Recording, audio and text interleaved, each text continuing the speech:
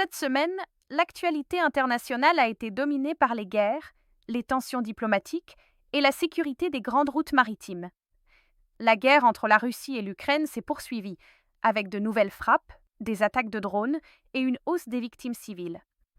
Au Moyen-Orient, les discussions entre les États-Unis et l'Iran sont restées bloquées. La fermeture du détroit d'Ormuz et les revendications concurrentes concernant son contrôle ont continué d'alimenter les tensions. À Gaza, en Cisjordanie et au Liban, les frappes, les tensions sur le terrain et les discussions diplomatiques se sont poursuivies, sans accord confirmé. Plusieurs attaques contre des navires ont également affecté les voies maritimes reliant le golfe d'Aden, la mer Rouge et le détroit d'Ormuz. En parallèle, plusieurs coopérations militaires et sécuritaires ont été annoncées ou poursuivies, tandis que les rivalités technologiques sont restées présentes en Asie. Enfin, le séisme en Colombie, l'épidémie d'Ebola en République démocratique du Congo, ainsi que plusieurs catastrophes naturelles et environnementales ont marqué l'actualité humanitaire. Voici les principaux faits de la semaine dans ce nouveau JT mondial. Alors Chloé, que s'est-il passé cette semaine aux États-Unis d'Amérique? Aux États-Unis, l'actualité a été marquée par un accident militaire, plusieurs décisions fédérales, des procédures judiciaires et les résultats de différentes primaires. Au Texas, 2 soldats de l'armée américaine ont été tués dans l'accident d'un hélicoptère Apache rattaché à la base de Fort Hood. L'appareil s'est écrasé dans un champ, provoquant un important incendie de végétation. Les causes de l'accident n'étaient pas établies dans les premiers éléments disponibles. Sur le plan énergétique, Donald Trump a prolongé de 90 jours la dérogation au Jones Act. Cette législation impose normalement que les marchandises transportées entre 2 ports américains le soient sur des navires construits aux États-Unis, détenus par des intérêts américains et dotés d'équipages américains. La dérogation concerne notamment le transport intérieur de pétrole, de carburant, d'engrais et d'autres marchandises énergétiques. La nouvelle phase prévoit un examen individuel des trajets effectués par des navires sous pavillon étranger. La Maison-Blanche a présenté cette mesure comme un moyen de limiter les perturbations d'approvisionnement et les tensions sur les prix de l'énergie liées à la guerre avec l'Iran. Dans le domaine judiciaire, une cour d'appel fédérale a autorisé la poursuite de milliers de procédures engagées contre plusieurs entreprises exploitant des réseaux sociaux, notamment Meta, Google et TikTok. Les plaignants soutiennent que certaines caractéristiques de ces plateformes ont été conçues pour favoriser une utilisation addictive chez les jeunes. La décision permet aux procédures de franchir une nouvelle étape, mais ne constitue pas un jugement définitif sur la responsabilité des entreprises. Une juge fédérale a par ailleurs bloqué des restrictions voulues par l'administration Trump concernant le vote postal. Ces dispositions auraient permis au service postal de refuser certains bulletins reçus après le jour du scrutin, même lorsqu'ils avaient été expédiés dans les délais prévus par les États.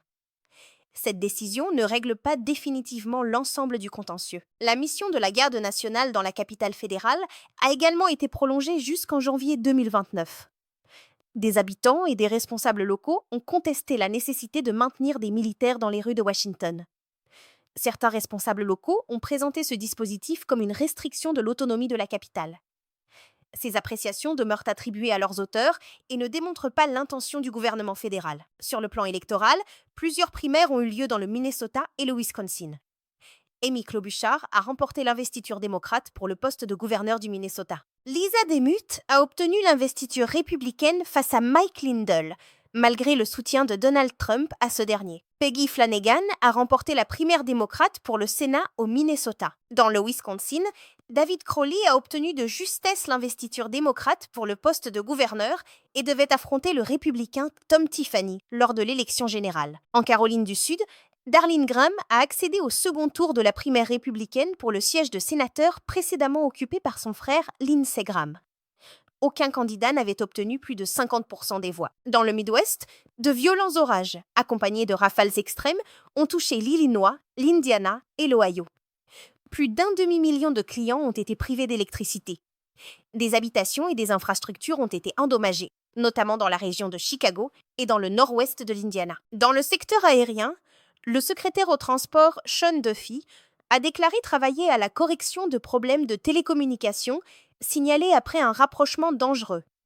Un hélicoptère militaire transportant Donald Trump s'était retrouvé à proximité d'un avion de ligne au départ de l'aéroport Ronald Reagan de Washington. Aucun accident ne s'était produit. À l'aéroport international de Spokane, Une fausse alerte incendie a entraîné l'évacuation de la tour de contrôle. L'administration fédérale de l'aviation a ensuite annoncé que l'aéroport fonctionnait normalement.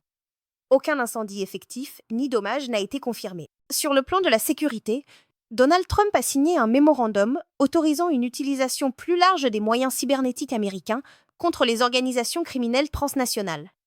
Les opérations susceptibles d'être conduites n'ont pas été détaillées et aucune opération particulière n'était annoncée. Des sénateurs démocrates ont également demandé des explications à Marco Rubio et à Scott Bessent concernant l'absence alléguée de sanctions contre plusieurs entités soupçonnées d'aider la Russie à contourner les restrictions occidentales. Cette démarche constituait une demande de contrôle parlementaire et non l'annonce de nouvelles sanctions. Les sénatrices démocrates Elizabeth Warren et Elissa Slotkin ont par ailleurs demandé des explications à 2 entreprises belges au sujet d'une bague offerte à Donald Trump. Cette bague en or, de 18 carats, ornée de 321 diamants, avait été remise quelques semaines avant l'exemption de l'industrie européenne du diamant de nouveaux droits de douane américains. Les sénatrices ont demandé des informations sur l'origine, la valeur et les circonstances de ce cadeau. Leur démarche ne constituait pas la preuve qu'un échange de faveurs avait eu lieu. L'administration Trump prévoyait également de consacrer au moins 900 millions de dollars à des projets de construction sur le domaine de la Maison-Blanche, selon des documents rapportés par le Washington Post. Les financements provenaient, selon ce journal, d'autres agences fédérales et de donateurs privés. Ils auraient été dirigés vers un compte normalement utilisé pour l'entretien courant. Un porte-parole de la Maison-Blanche a déclaré que les rénovations de l'aile Est étaient liées à la sécurité présidentielle et à celle des infrastructures. La somme et le mécanisme financier demeuraient attribués au Washington Post. 2 organisations médiatiques ont également engagé une procédure contre Donald Trump concernant un service proposant un accès payant anticipé à certaines de ses publications sur Truth Social. Le service Truth API pouvait facturer jusqu'à 100 000 $ par mois pour l'accès anticipé aux publications de 10 comptes. Les plaignants soutenaient que certaines publications présidentielles pouvaient influencer les marchés.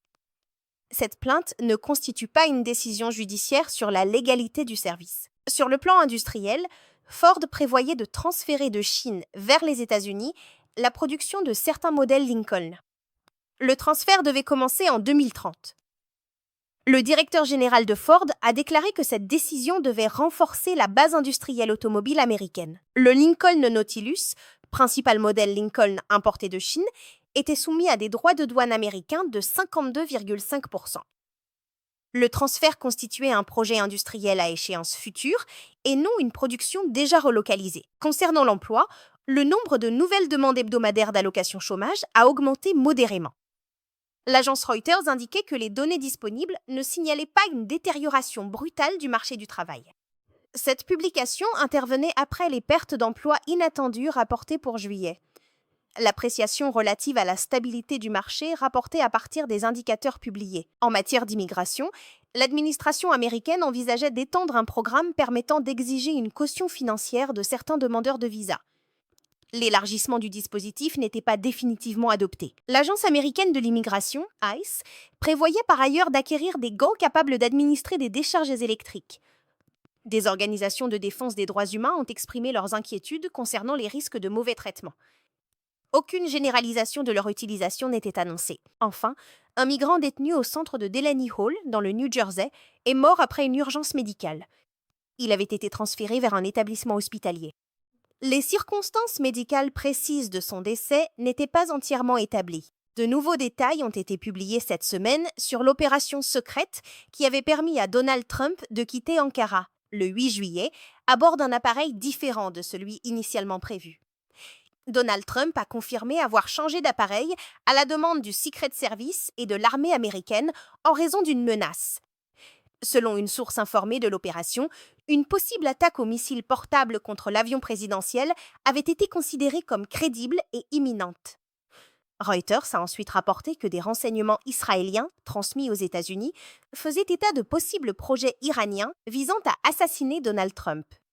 Parmi les scénarios signalés figurait notamment une attaque contre son avion. Mais plusieurs éléments restaient non corroborés. Des responsables américains ont indiqué que les services de renseignement des États-Unis n'avaient pas pu confirmer indépendamment plusieurs de ces avertissements israéliens. Les services turcs n'avaient pas non plus trouvé d'éléments corroborant certains des scénarios signalés. Voici L'actualité du continent européen. En Europe, la guerre entre la Russie et l'Ukraine a concentré une grande partie de l'actualité, aux côtés de plusieurs évolutions politiques, climatiques et sécuritaires. En Russie, une attaque ukrainienne de drones a frappé Nizhnekamsk, dans la République du Tatarstan.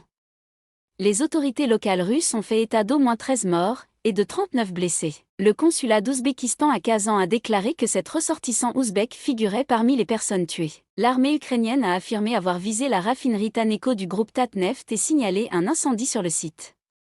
Les bilans et les affirmations concernant la cible demeuraient attribués aux autorités qui les avaient communiquées. En Ukraine, des frappes russes ont touché plusieurs régions, notamment Zaporijia, Dnipropetrovsk, Donetsk et Kiev.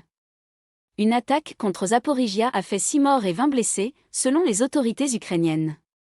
D'autres frappes ont provoqué des morts, des blessés et des incendies. Volodymyr Zelensky a affirmé que des missiles balistiques nord-coréens, des missiles russes Zircon et des bombes guidées avaient été employés.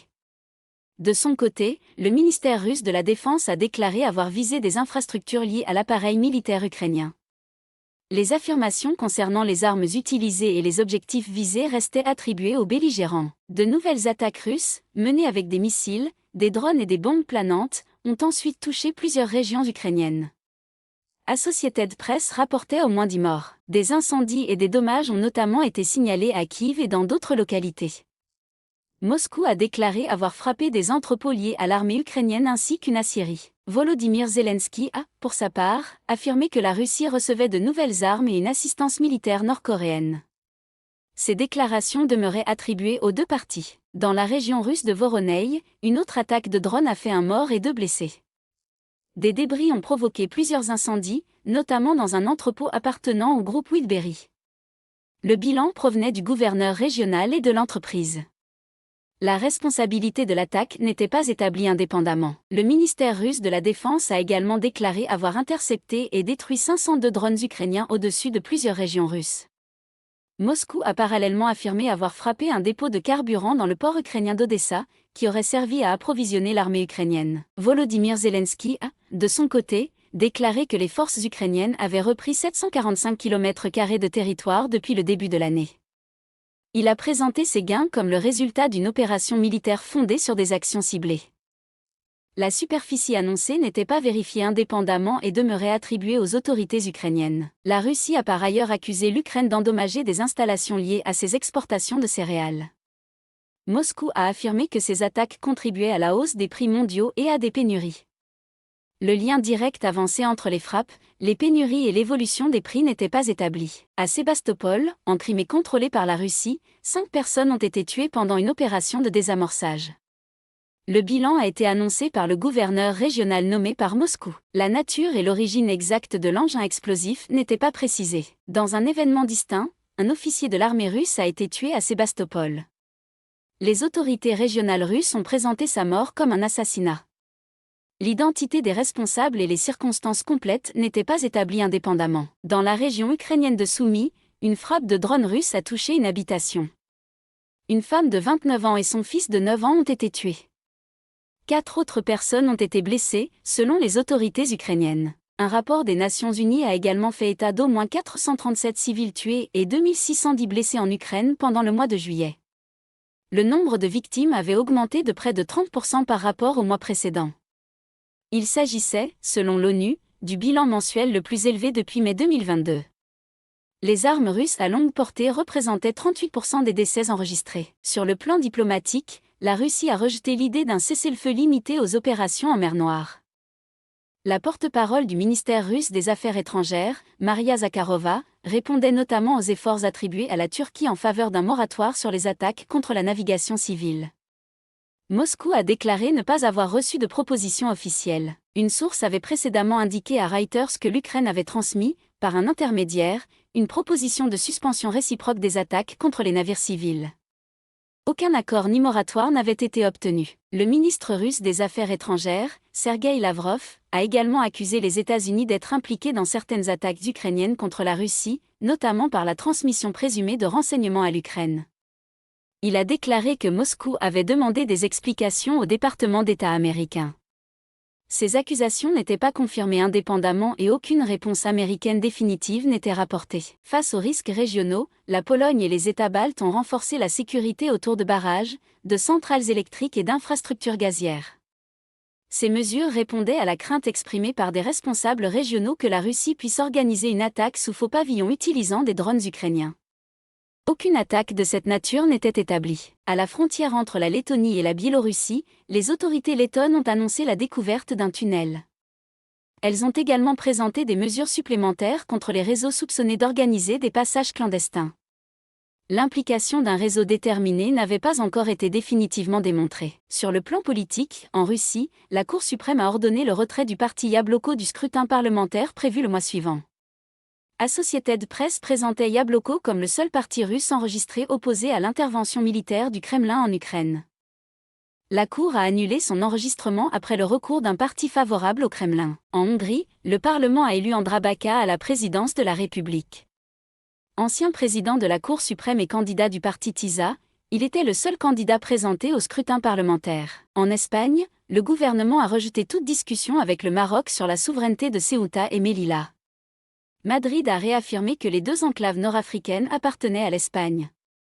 Aucun processus de négociation sur leur souveraineté n'avait été annoncé. En Suisse, le gouvernement a rejeté une interprétation plus rigide de la neutralité avant un référendum consacré à l'inscription de règles plus contraignantes dans la Constitution.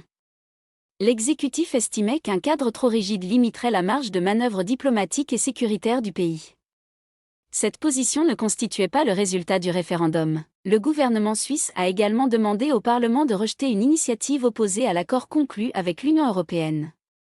La position de l'exécutif ne constituait ni une décision définitive du Parlement, ni le résultat d'un éventuel référendum. En Suède, un sondage plaçait la coalition de droite du Premier ministre Ulf Kristersson derrière les partis d'opposition de centre-gauche, même si l'écart entre les deux blocs s'était réduit.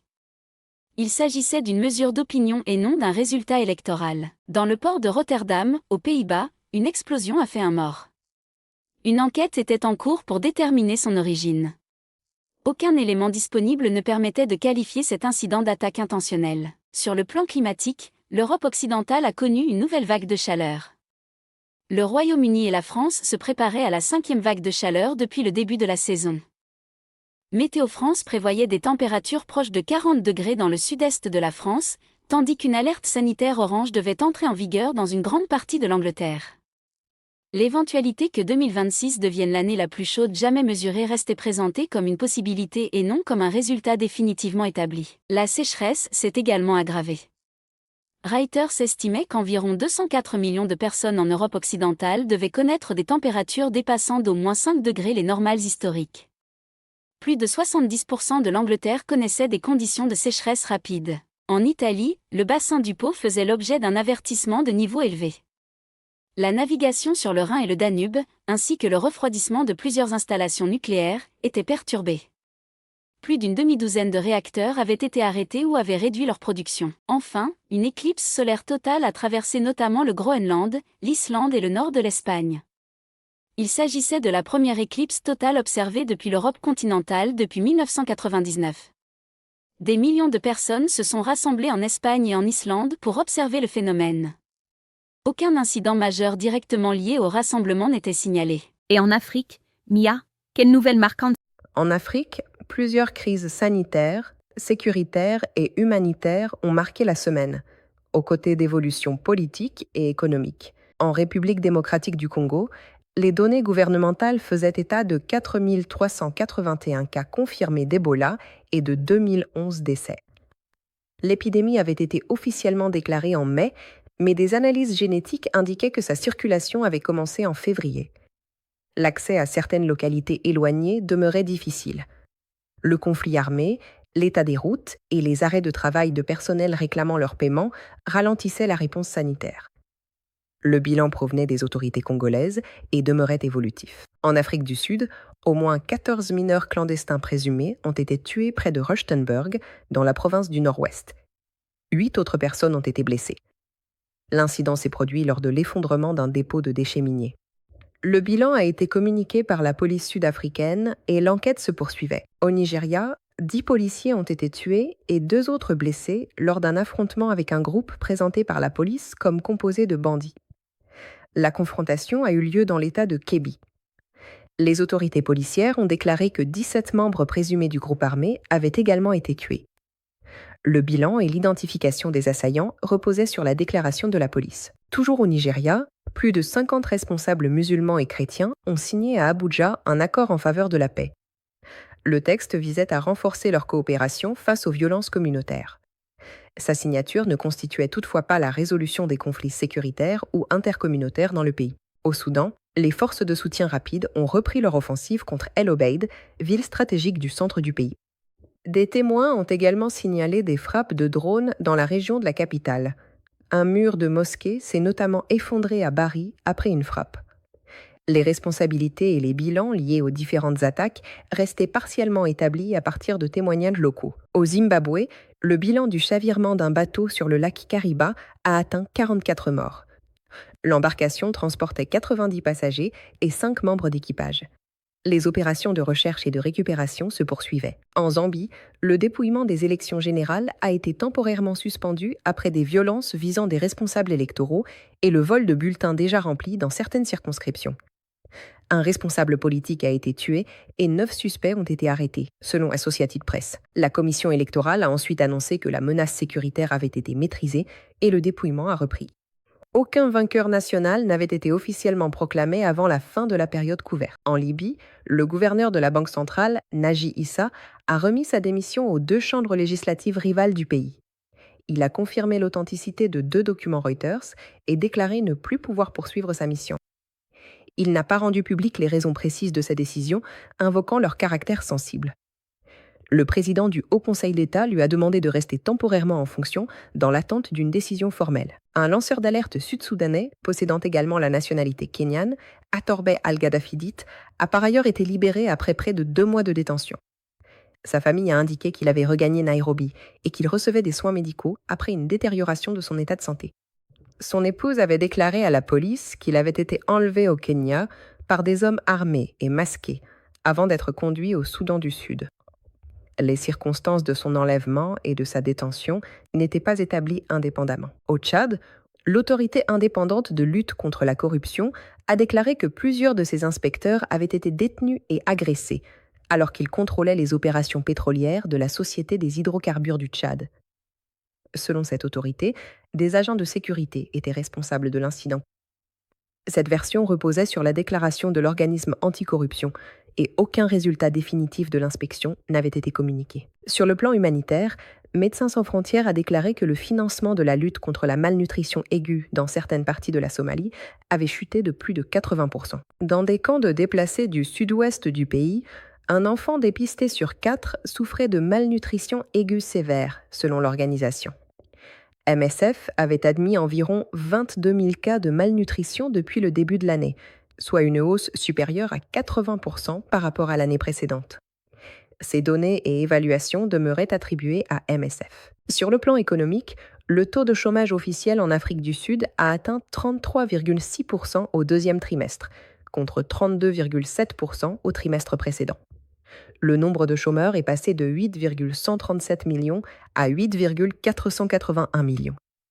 L'emploi a reculé dans 7 des 10 secteurs suivis par Statistics South Africa. Au Nigeria, une enquête de Reuters a documenté la dégradation du pouvoir d'achat des ménages. Un indicateur cité par l'agence montrait que le coût de préparation du riz jollof avait plus que doublé par rapport à 2023. Les entrées de capitaux étrangers avaient néanmoins atteint 23 milliards de dollars l'année précédente, leur niveau le plus élevé depuis 6 ans. Une étude de SBM Intelligence indiquait que 80% des personnes interrogées estimaient que le pays évoluait dans une mauvaise direction. Ces données demeuraient attribuées aux indicateurs et enquêtes cités. En Égypte, l'inflation annuelle dans les zones urbaines a atteint 14,9% en juillet contre 14,3% en juin. À l'échelle nationale, elle s'est établie à 13%. L'inflation sous-jacente annuelle est passée de 14,3% à 14,7%. En Guinée, le Fonds monétaire international et les autorités ont conclu un accord au niveau des services portant sur une facilité élargie de crédit d'une durée de 41 mois. Son montant atteignait environ 439 millions de dollars. L'accord restait soumis à l'approbation de la direction et du conseil d'administration du FMI. La société publique guinéenne Nimba Mining Company devait également commercialiser son bauxite au moyen d'appels d'offres mensuels ouverts aux négociants et aux groupes miniers internationaux. Cette annonce concernait le mécanisme de commercialisation et non un volume de vente déjà réalisé. Au Kenya, les autorités attendaient une mission du Fonds monétaire international afin de discuter d'une demande portant sur un nouveau programme de financement. Aucun accord au niveau des services, ni financement définitif, n'avait encore été annoncé. Le montant et les conditions restaient à négocier. À Johannesburg, environ 655 millions de litres d'eau étaient perdus chaque jour en raison des ruptures et des fuites du réseau. Ce volume représentait plus du tiers de l'approvisionnement municipal. Une partie des infrastructures avait plus de 50 ans, tandis que des habitants subissaient des coupures prolongées. Enfin, la Banque centrale d'Ouganda a maintenu son taux directeur. Elle a déclaré que les pressions sur les prix liées à la hausse du pétrole ne s'étaient pas généralisées à l'ensemble de l'économie. Aucune hausse ni baisse du taux n'a été décidée lors de cette réunion. Cette évaluation demeurait celle de la Banque centrale. Concernant l'Amérique latine, En Amérique latine, l'actualité a été dominée par un séisme meurtrier en Colombie, accompagné de plusieurs évolutions économiques, budgétaires et sécuritaires dans la région. Un séisme de magnitude 7,4 a frappé l'ouest de la Colombie. Son épicentre a été localisé à San José del Palmar, dans le département du Chocó. À la fin de la période couverte, plus de 250 décès étaient confirmés et plus de 300 personnes restaient portées disparues. Le séisme était présenté comme le plus puissant enregistré dans le pays depuis plus d'un siècle.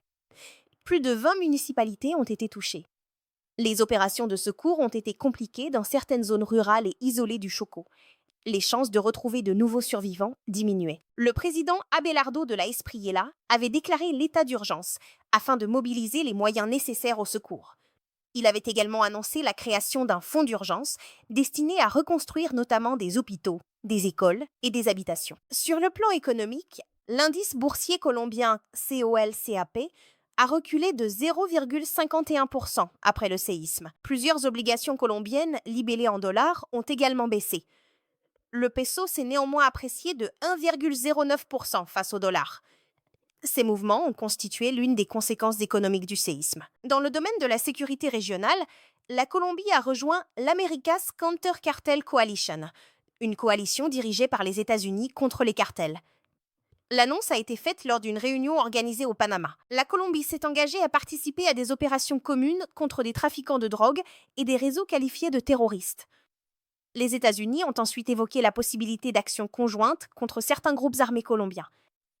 Les modalités opérationnelles détaillées n'étaient pas entièrement précisées et aucune frappe conjointe déterminée n'avait été annoncée. Au Brésil, la Chambre des députés et le Sénat ont approuvé des mécanismes destinés à ralentir la progression de certaines dépenses obligatoires.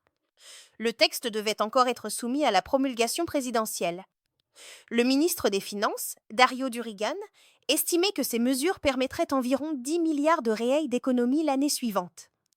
Lorsqu'un déficit primaire serait prévu, certaines dépenses obligatoires créées par des lois ordinaires seraient plafonnées pour l'exercice suivant. Le texte prévoyait également d'exclure certains revenus pétroliers du calcul des dépenses sanitaires obligatoires. Les mécanismes devaient rester applicables jusqu'à l'obtention d'un excédent primaire annuel. Au Venezuela, la Banque centrale a annoncé une inflation mensuelle de 19,9% en juillet, contre 13,8% le mois précédent. L'institution a présenté cette accélération comme temporaire et l'a attribuée aux perturbations de la distribution de marchandises provoquées par les séismes de juin. La Banque centrale a déclaré s'attendre à une diminution du taux en août. Cette explication et cette prévision demeuraient attribuées à l'institution. Enfin, Cuba a organisé des commémorations officielles pour le centenaire de la naissance de Fidel Castro. Les cérémonies se sont déroulées dans un contexte de crise économique, de pénurie et de difficultés persistantes du réseau électrique. Ces difficultés constituaient le contexte de la commémoration et non un nouveau bilan économique autonome. Et maintenant, tournons-nous vers l'Asie avec Méline. En Asie, l'actualité a été marquée par plusieurs évolutions militaires, technologiques, économiques et climatiques, ainsi que par la situation des femmes en Afghanistan. À Taïwan, des exercices militaires et civils ont été organisés dans le cadre des manœuvres annuelles Han Kuang. La marine et les gardes-côtes ont simulé l'escorte d'un navire marchand et le dégagement d'un chenal maritime, face à un scénario de blocus. À Taipei, des sirènes d'alerte aérienne ont retenti et la circulation a été interrompue pendant un exercice. Le gouvernement a également ralenti volontairement l'accès à Internet mobile pendant 30 minutes, afin de simuler les conditions d'un conflit. Aucun affrontement effectif avec les forces chinoises n'a été signalé. Les autorités taïwanaises ont parallèlement déclaré avoir détecté des cyberattaques contre des organismes gouvernementaux.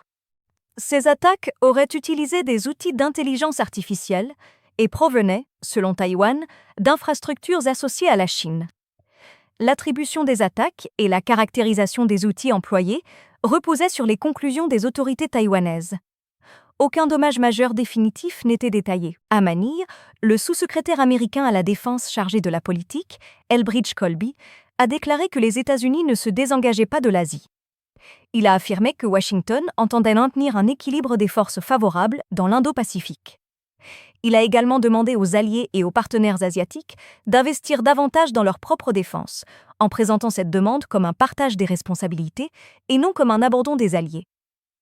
Ces éléments constituaient la position déclarée du responsable américain. Dans le même temps, la Corée du Sud et les États-Unis ont annoncé la préparation de l'exercice militaire Ulchi Freedom Shield 2026. Les forces des deux pays et les structures du commandement combiné devaient participer aux manœuvres. Leur objectif déclaré était de renforcer leurs capacités conjointes de défense. L'Australie et le Vietnam ont, de leur côté, décidé d'approfondir leur partenariat stratégique global. Les deux pays ont signé des accords portant notamment sur la défense, l'agriculture et la sécurité des frontières. Dans une déclaration commune, leurs dirigeants ont également exprimé leur inquiétude concernant des pratiques commerciales restrictives perturbant les chaînes d'approvisionnement. Les relations entre la Chine et la Nouvelle-Zélande ont, elles, été marquées par des accusations d'ingérence. Une évaluation néo-zélandaise présentait la Chine comme l'acteur étranger le plus actif dans ce domaine dans le pays. L'ambassade de Chine à Wellington a rejeté ces accusations, les qualifiant de fausses et inspirées par une logique de guerre froide. Le démenti chinois ne permettait pas à lui seul d'infirmer les conclusions des services néo-zélandais. Au Bangladesh, le Premier ministre Tariq Rahman a appelé à la création d'un environnement favorable à une réinitialisation des relations avec l'Inde. Cette déclaration exprimait la volonté politique de son gouvernement, mais aucun nouvel accord bilatéral n'avait été annoncé. Au Cachemire, administré par le Pakistan, le vote a été reporté dans 7 des 11 dernières circonscriptions participant aux élections législatives. La commission électorale a invoqué la situation sécuritaire dans certaines parties de Poonch et de Sudnoti. Aucune nouvelle date n'avait été fixée. La Ligue musulmane du Pakistan Nawaz avait remporté 24 des 34 sièges attribués pendant les phases précédentes, contre 10 pour le Parti du peuple pakistanais. En Afghanistan, l'UNESCO estimait que 2,4 millions de filles avaient été privées d'enseignement secondaire depuis le retour des talibans au pouvoir. Le pays demeurait le seul où les filles et les femmes étaient interdites d'enseignement secondaire et supérieur. L'organisation avertissait également que les restrictions imposées à la formation des enseignantes risquaient d'affaiblir davantage la qualité du système scolaire. Ces chiffres et cette évaluation demeuraient attribués à l'UNESCO. Une agence des Nations Unies a par ailleurs indiqué qu'environ la moitié des femmes afghanes interrogées quittaient rarement leur domicile. Le rapport associait cet isolement aux restrictions imposées par les talibans concernant notamment les déplacements, l'éducation, le travail et la participation à la vie publique. Les données demeuraient attribuées à l'Organisme des Nations Unies et à son échantillon. Human Rights Watch a également demandé aux talibans de libérer 2 employés des Nations Unies et 6 employés d'organisations non gouvernementales détenus en Afghanistan. L'organisation a demandé que leur situation et les fondements juridiques de leur détention soient clarifiés. Cette demande ne signifiait pas qu'une libération avait été décidée. Sur le plan climatique, la tempête tropicale Dolphin a provoqué de fortes pluies et des inondations dans l'est de la Chine, après avoir touché terre sous la forme d'un typhon. À Shanghai, les aéroports de Hongqiao et de Pudong ont annulé plus de 900 vols, soit environ 40% des vols attendus dans la journée. Environ 1300 vols avaient déjà été annulés la veille. Ces chiffres provenaient du groupe aéroportuaire de Shanghai. Dans l'État indien de l'Assam, le bilan des inondations a atteint 100 morts. Des habitants continuaient de traverser des zones submergées ou d'utiliser de petites embarcations. Les inondations étaient liées aux pluies de mousson et à la crue du Brahmapoutre. Le bilan restait susceptible d'évoluer. En Indonésie, un incendie dans le parc national du mont Bromo, dans l'est de Java, avait été en grande partie maîtrisé. Des incendies de tourbières se poursuivaient parallèlement à Kalimantan occidental. Les équipes utilisaient des moyens terrestres et aériens, tandis que les autorités surveillaient le risque de fumée transfrontalière.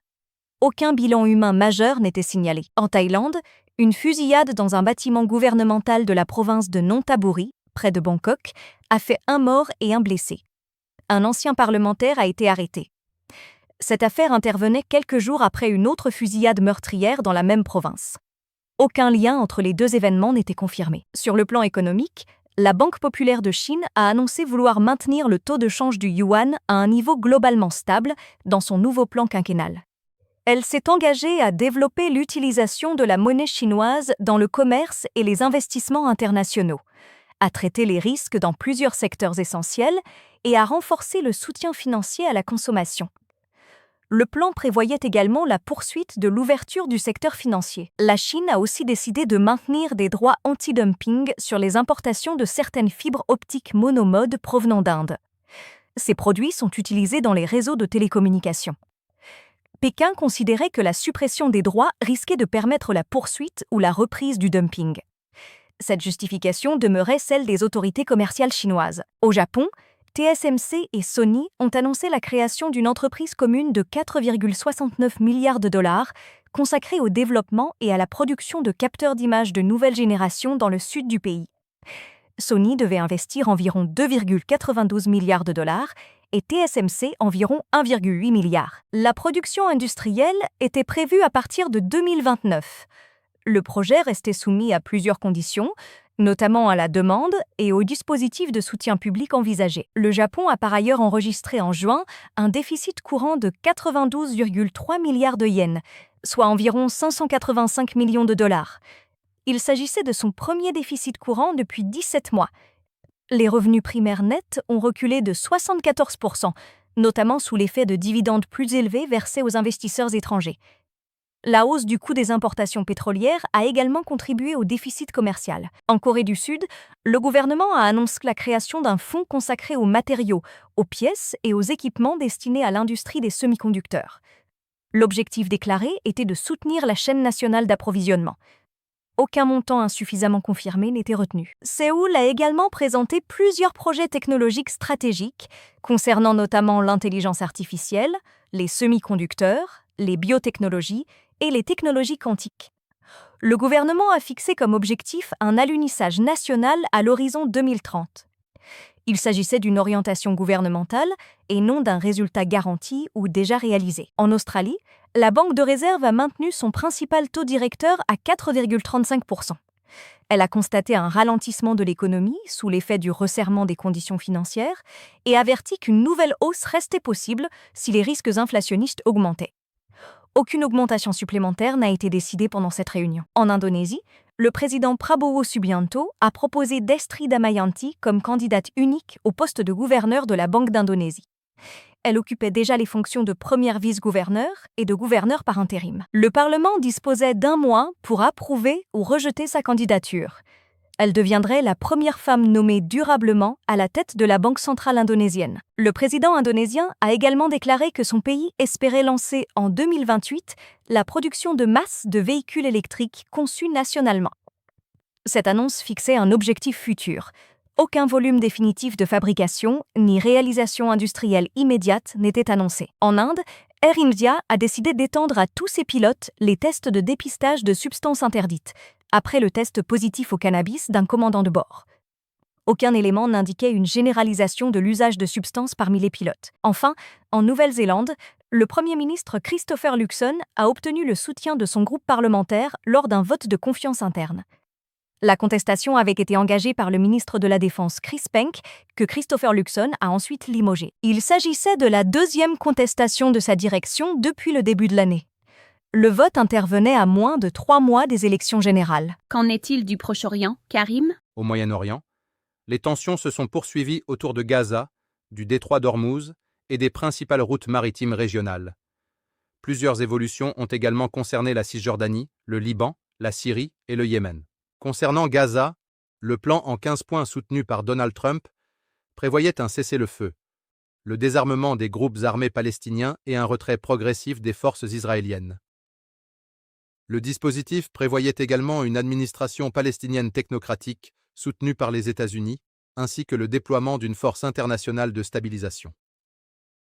Le Hamas avait accepté la feuille de route initiale, mais contestait certaines conditions supplémentaires relatives aux armes légères. Israël rejetait le calendrier proposé et exigeait le désarmement complet du Hamas avant tout retrait.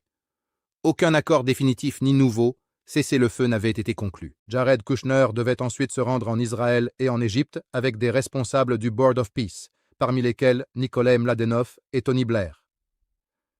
Les réunions annoncées devaient porter sur le plan américain pour Gaza. La délégation devait commencer son déplacement en Israël avant de poursuivre ses discussions au Caire.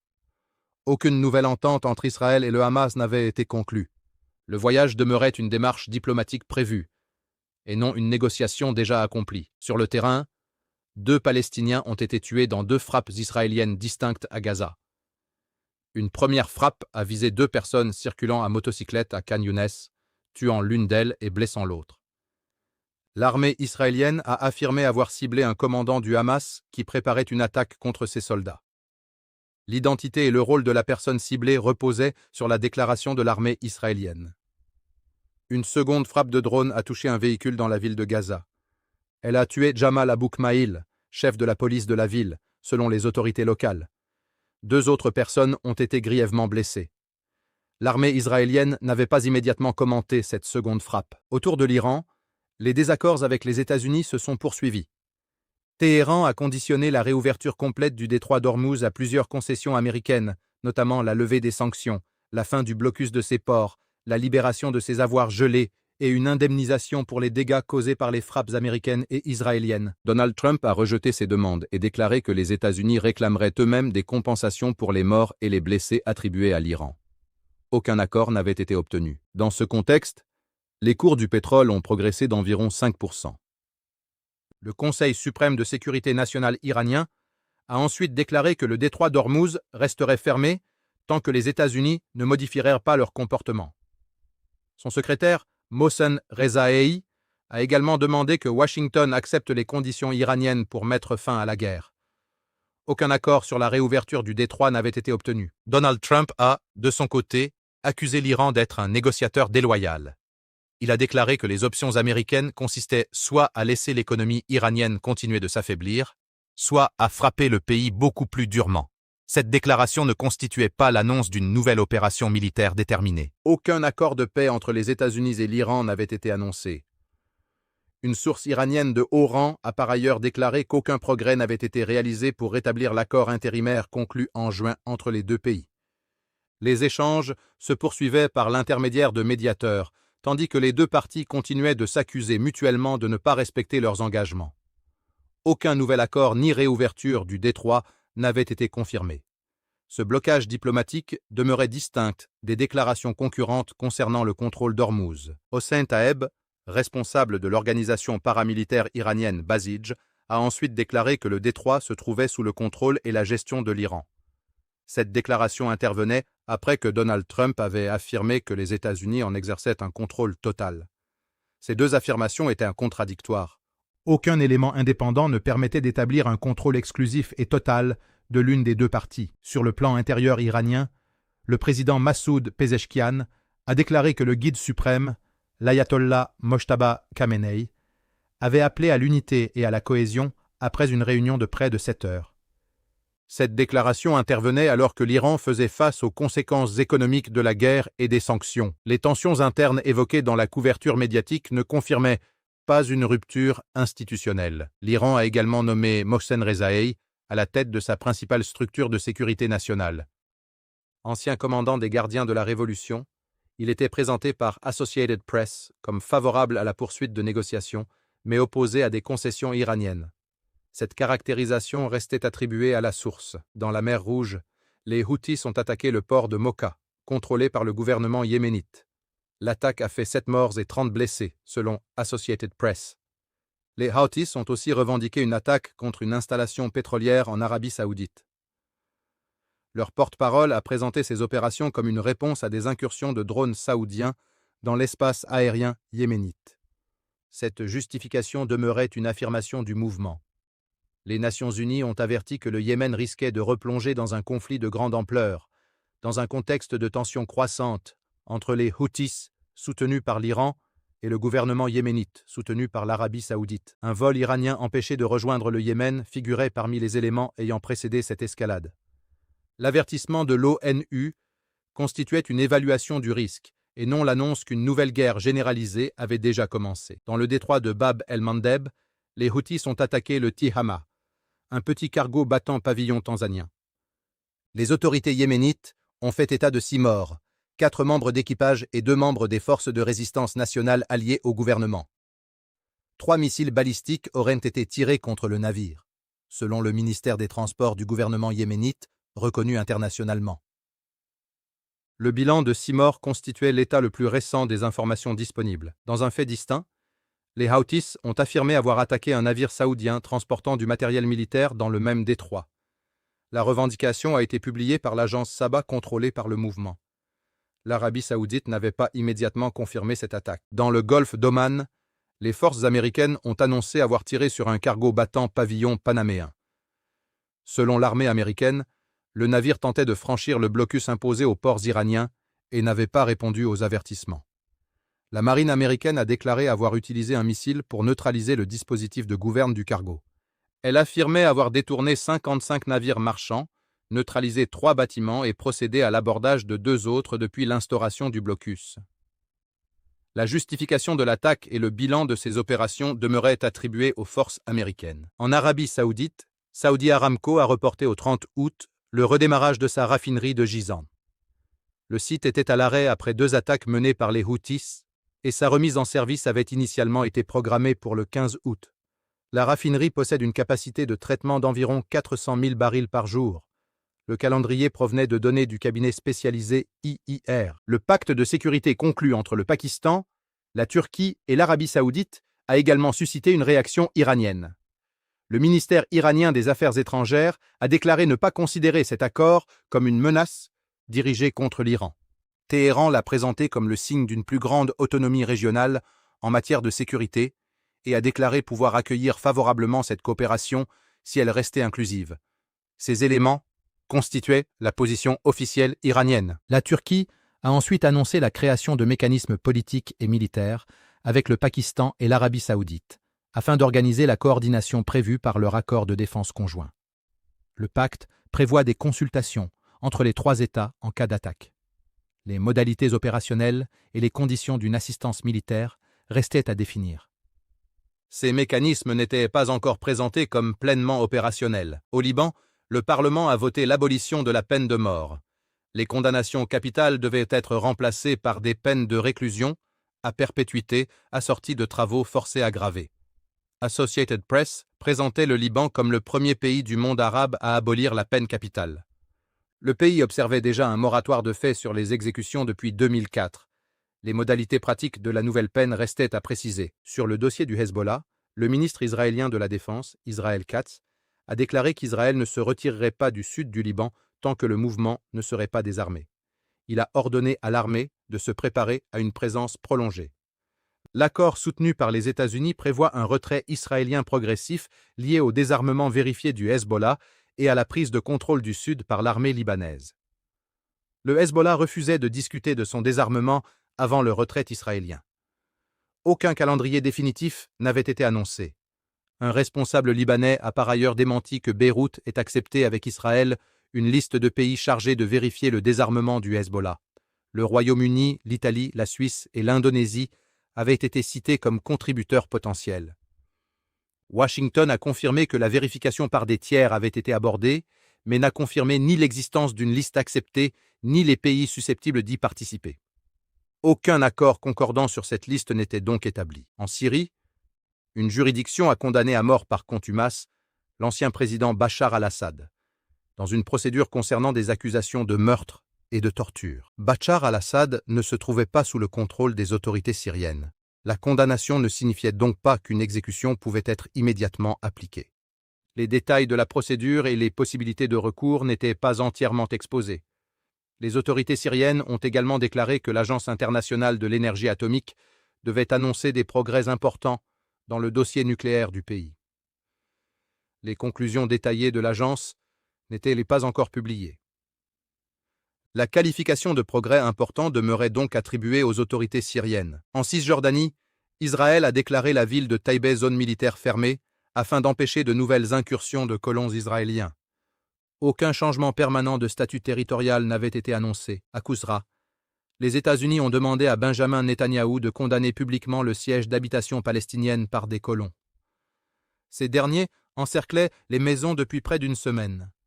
Ils avaient installé une nouvelle tente, ensuite démontée après l'arrivée de soldats israéliens. L'ambassadeur américain en Israël, Mike Huckabee, avait qualifié les responsables du siège de terroristes israéliens. Benjamin Netanyahou n'avait pas encore formulé la condamnation publique demandée. Enfin, une nappe de pétrole provenant du pétrolier Caroline Bezengui a commencé à atteindre les côtes d'Oman. Un spécialiste ayant étudié les images satellites obtenues estimait que la nappe couvrait plus de 2000 km².